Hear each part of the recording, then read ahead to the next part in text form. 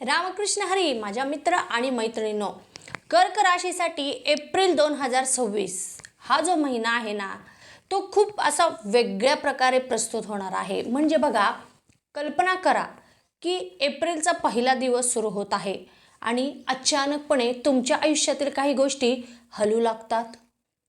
काही व्यक्तींच्या जीवनामध्ये अचानक पैसा येण्याची शक्यता आहे. काही लोकांच्या करिअरमध्ये अचानक मोठ्या संधी मिळतील किंवा अचानक काही बदल त्यांना पाहायला मिळतील.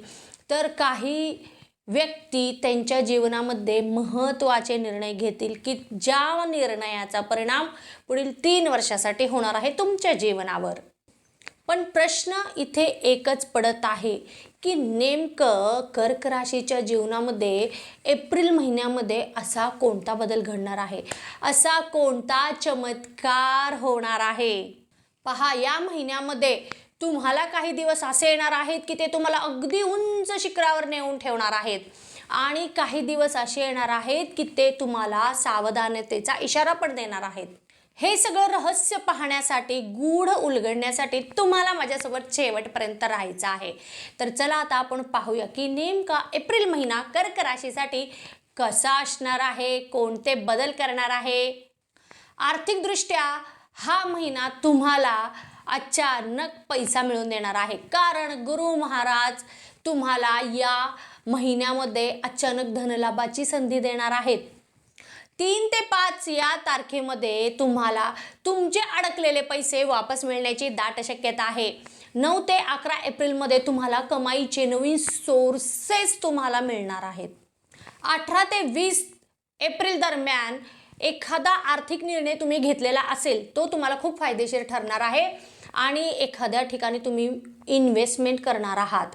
27 ते 29 तारखेच्या दरम्यान तुम्हाला नक्कीच मोठा आर्थिक फायदा मिळणार आहे अचानकपणे.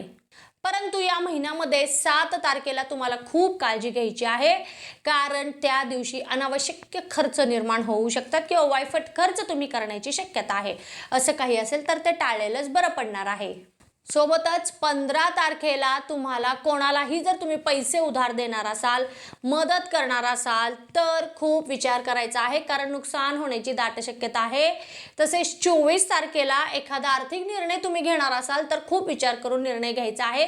प्रत्येक गोष्ट तुम्ही पडताळून पाहायची आहे आणि मगच आर्थिक निर्णय घ्यायचा आहे. किंवा आर्थिक कुठं तुम्ही करार करणार असाल किंवा सही करणार असाल तर तिथं सावधतेने ती गोष्ट तुम्हाला करायची आहे. आता नोकरी करणाऱ्यांना हा महिना कसा आहे तर बघा, तुम्हाला शनी महाराज या महिन्यामध्ये खूप काम करून घेणार आहेत तुमच्याकडून, परंतु त्याचं जे फळ आहे ते तुम्हाला उशिरा मिळू शकेल किंवा ते हळूहळू मिळू शकणार आहे. खूप कष्ट करावे लागणार आहे, खूप मेहनत करावी लागणार आहे. 4 ते 6 एप्रिलमध्ये वरिष्ठांकडून तुमचं भरभरून कौतुक होणार आहे, कारण तुम्ही तसं कामच केलेलं असेल मागच्या महिन्यामध्ये. सो त्याचं जे काही श्रेय आहे ते तुम्हाला या महिन्यामध्ये नक्कीच मिळणार आहे. 14 ते 16 एप्रिल दरम्यान तुमच्या प्रमोशनची चर्चा होऊ शकते. तुमच्यावर तुमचे वरिष्ठ मंडळी खुश होऊ शकतात आणि अजून काही जास्त जबाबदारी तुमच्यावर ते टाकू शकतात. तुम्ही जर नोकरी बदलण्याचा विचार करत आहात सध्या, तर तुमच्यासाठी 21 ते 23 दरम्यान एप्रिल दरम्यानचा जो काळ आहे तो तुमच्यासाठी खूप उपयुक्त आहे. तुम्हाला मनासारखे परिणाम मिळतील. जर कुठे इंटरव्ह्यू द्यायचा असेल तर नक्कीच देऊ शकतात. मनासारखी नोकरी मिळण्याचे जास्त योग आहेत. आता ऑफिसच्या ठिकाणी किंवा नोकरीच्या ठिकाणी तुम्हाला काही सावध राहण्याच्या दिवस आहेत किंवा तारखा आहेत. ते म्हणजे 8 एप्रिल आणि 17 एप्रिल या दिवशी विशेष करून तुम्हाला शांत राहायचं आहे. तुमच्या सहकाऱ्यांसोबत जर एखादा मतभेद होत असेल तर तो टाळायचा आहे आणि ऑफिसमध्ये जे पॉलिटिक्स चालू असतं त्याच्यामध्ये पण तुम्हाला सहभाग घ्यायचा नाही, कारण त्याचं तुम्हाला नुकसानच होणार आहे त्यातून. तर ही गोष्ट तुम्ही ध्यानामध्ये ठेवली पाहिजे. व्यवसाय करणाऱ्यांसाठी हा महिना मिश्र स्वरूपाचा असणार आहे, म्हणजे तुम्हाला नफा आणि नुकसान दोन्हीही पाहावयाला मिळणार आहे या महिन्यामध्ये. ते कसं तर आता पाहूयात. 2 एप्रिल आणि 3 एप्रिल या तारखेला तुम्हाला एखादी नवीन डील मिळू शकते. सोबतच 12 एप्रिल ते 14 एप्रिलचा जो काळ आहे त्याच्यामध्ये व्यवसाय वाढीचा तुम्ही विचार करू शकतात किंवा त्याच्याशी निगडीत काही निर्णय तुम्ही घेऊ शकतात. 25 ते 27 एप्रिल दरम्यान तुम्हाला काही नवीन क्लायंट्स मिळू शकतात आणि ते क्लायंट्स एखाद्या वेळेस परदेशाशी संबंधित पण असू शकतात. नवीन कंपनीसोबत मर्ज करण्याचा विचार तुम्ही करणार आहात किंवा करू शकता किंवा तशी दाट शक्यता पण दिसत आहे आणि त्यातून पण तुम्हाला भरपूर आर्थिक लाभ मिळतील. परंतु काही काळजी करण्याचे दिवस आहेत आणि ते म्हणजे 16 एप्रिल आणि 22 एप्रिल त्या दिवशी विशेष करून तुम्हाला कोणतेही करार करावयाचे नाही आहेत. कोणतीही मोठी गुंतवणूक तुम्ही आर्थिक कुठेही करणार नाही आहात आणि विशेष करून जर तुम्ही पार्टनरशिपमध्ये व्यवसाय करत असाल तर तिथे तुम्हाला सावधगिरी बाळगायची आहे किंवा एखादा वाद उद्भवत आहे असं वाटत असेल त्याच वेळेस तुम्हाला ते स्टॉप करायचं आहे आणि जे काही गैरसमज झालेले असतील ते तुम्हाला दूर करायचे आहेत. महिला वर्गासाठी मात्र खूपच उत्साहाने भरलेला हा काळ आहे, कारण तुम्ही तुमच्या जीवनातले काही महत्त्वाचे निर्णय या महिन्यामध्ये घेणार आहात. सोबतच जर तुम्ही लेखन क्षेत्रामध्ये किंवा कला क्षेत्रामध्ये काम करत असाल तर त्या क्षेत्रामध्ये तुम्हाला भरभरून यश मिळणार आहे. तुमच्या कौशल्याला एक प्रसिद्धी मिळणार आहे, तुमच्या लेखनाला प्रसिद्धी मिळणार आहे. ते असं म्हणजे इतकं सगळीकडे तुमचं भरभरून कौतुक होणार आहे. विशेष करून 5 ते 7 तारखेदरम्यान कौटुंबिक आनंदामध्ये खूप वाढ झालेली तुम्हाला दिसणार आहे. मग घरामध्ये एखादं समारंभ होऊ शकतं किंवा मी आत्ता जे तुम्हाला सांगितलं ते तुमच्याबद्दल काही गोष्टी इतरांना कळू शकतात आणि त्यामुळे कुटुंबामध्ये खूप आनंद असणार आहे. 19 ते 21 एप्रिल दरम्यान तुम्हाला स्वतःला सिद्ध करण्यासाठी काही नवीन संधी मिळणार आहेत. म्हणजे तुम्हाला स्वतःचं नाव करायचं असेल, स्वतःची एक वेगळी इमेज तुम्हाला तयार करायची आहे तर नक्कीच त्याच्यासाठी तुम्हाला या काळात एक संधी मिळून जाईल. जे कोणी गृहिणी आहेत त्यांच्यासाठी खूप आनंदाने भरलेला काळ आहे, कारण घरामध्ये सगळीकडे आनंदी वातावरण असणार आहे. आता काळजी करण्याचा पण एक दिवस आहे, तो म्हणजे 14 एप्रिल. या दिवशी तुम्हाला कोणताही भावनिक निर्णय करायचा नाही आहे. विशेष करून भावनेच्या आहारी जाऊन तुम्हाला निर्णय घ्यायचा नाही आहे. विद्यार्थी वर्गाला मात्र हा महिना त्यांच्या कठोर परिश्रमाची परीक्षा घेणारा ठरणार आहे. आता तुम्ही ते कसं म्हणाल?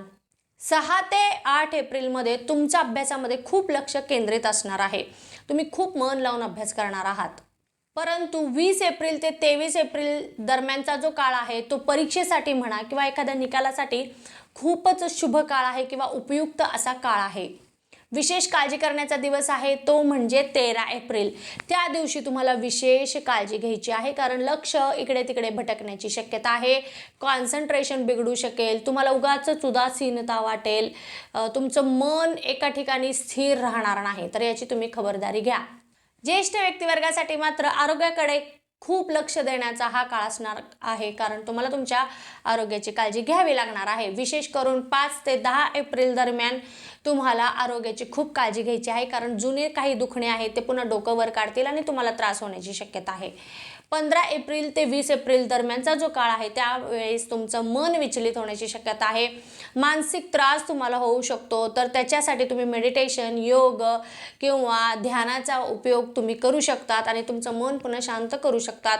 सोबतच तुमचं जे आहार आहे, नित्य व्यायाम आहे त्याच्याकडे लक्ष द्या, कारण सध्या तुमचं मन द्विधा अवस्थामध्ये असलेलं तुम्हाला दिसून येईल.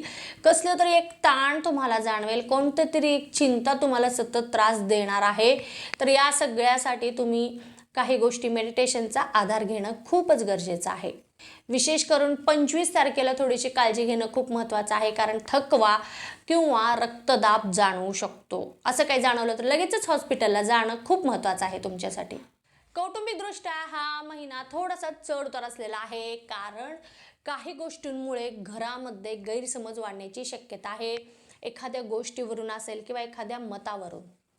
3 आणि 4 एप्रिलला तुम्ही तुमच्या कुटुंबासोबत आनंद व्यतीत करणार आहात. आनंदाचं वातावरण असणार आहे तुमच्या घरामध्ये.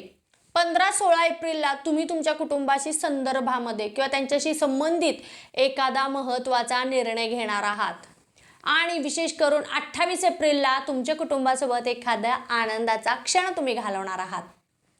जे कोणी रिलेशनशिपमध्ये आहेत ना त्यांच्यासाठी या एप्रिल महिन्यामध्ये काही दिवस जे आहेत ना ते खूप खास असणार आहेत. खूप महत्त्वाचे मेमोरेबल असे क्षण असणार आहेत किंवा ते तुम्ही जगणार आहात. 7 एप्रिल ते 9 एप्रिलचा जो काळ आहे त्या काळामध्ये तुमच्या प्रेमामध्ये वाढ झाल्याचे तुम्हाला दिसून येईल. आणि 21-22 तारखेला तुम्ही तुमच्या नात्यामध्ये पुढचा टप्पा गाठण्याची शक्यता आहे. म्हणजेच तुम्ही प्रपोज करण्याची शक्यता आहे. असं काही असेल तर नक्कीच करू शकता. पॉझिटिव्ह परिणाम नक्की तुम्हाला मिळतील. असं काही झालं तर मला कमेंटमध्ये सांगायला विसरू नका. परंतु 17 एप्रिलला विशेष काळजी घ्यायची आहे, कारण तुमच्या नात्यामध्ये किंवा तुमच्या दोघांमध्ये एखादा गैरसमज निर्माण होऊ शकतो. जे कोणी विवाह इच्छुक आहेत त्यांच्यासाठी खूप आनंदाचा हा महिना आहे किंवा काळ आहे, कारण एप्रिल महिन्यामध्ये तुमचे लग्न जुळण्याची दाट शक्यता आहे. 8 ते 6 एप्रिल, 14 ते 16 एप्रिल आणि 24 ते 26 एप्रिल हा जो काळ आहे, या काळामध्ये तुम्हाला विशेष करून नवीन प्रस्ताव येण्याची शक्यता आहे किंवा तुम्ही पहिल्यांदा काही तुमचं प्रस्ताव आलेले आहे तर त्यामध्ये एक स्टेप पुढे जाण्याची शक्यता आहे किंवा सकारात्मक परिणाम तुम्हाला दिसून येतील. अशा काही शुभ घटना या काळात नक्कीच घडणार आहेत. आता या एप्रिल महिन्यामध्ये तुमच्यासाठी काही शुभ तारखा मी तुम्हाला सांगत आहे. या दिवशी तुम्ही कोणतंही नवीन काम सुरू करू शकतात किंवा कोणतंही महत्त्वाचं काम त्या दिवशी तुम्ही करू शकतात. आणि ते दिवस आहेत 3, 6, 9, 14, 20 आणि 27 या तारखा. या तारखेला तुम्हाला कोणतंही काम नक्कीच तुम्ही फते करू शकतात. आता तुमच्यासाठी शुभ अंक आहे 2, 7 आणि 9. तुमच्यासाठी शुभ रंग आहे पांढरा, क्रीम आणि हलका निळा कलर. शुभ दिशा आहे उत्तर आणि ईशान्य. शुभ दिवस आहे सोमवार आणि गुरुवार. आता सध्या जर तुम्ही काही गोष्टींचा ताण घेत असाल, काही अडचणी तुमच्या जीवनामध्ये असतील तर काही उपाय तुम्हाला सांगते. ते म्हणजे दर सोमवारी महादेवाच्या मंदिराला जाऊन महादेवाच्या पिंडीला तुम्ही कच्चं दूध अर्पण करा. एक बेलपत्र का होईना अर्पण करा.